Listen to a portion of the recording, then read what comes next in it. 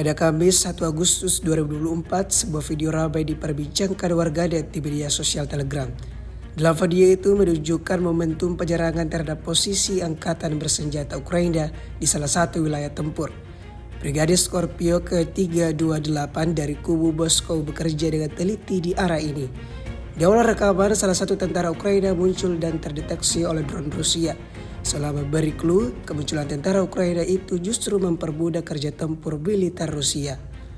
Pengintaian Rusia tidak berlangsung lama, mereka langsung meluncurkan serangannya pada titik pertahanan Ukraina yang teridentifikasi.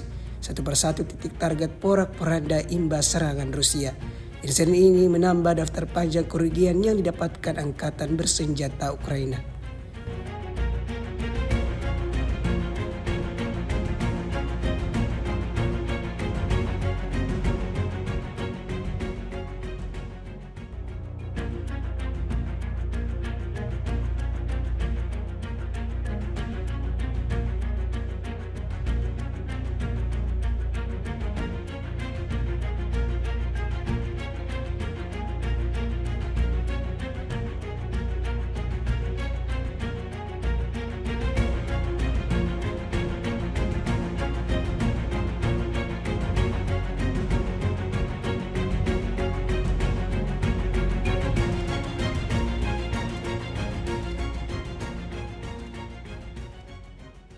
Download Tribun X sekarang, menghadirkan lokal menjadi Indonesia.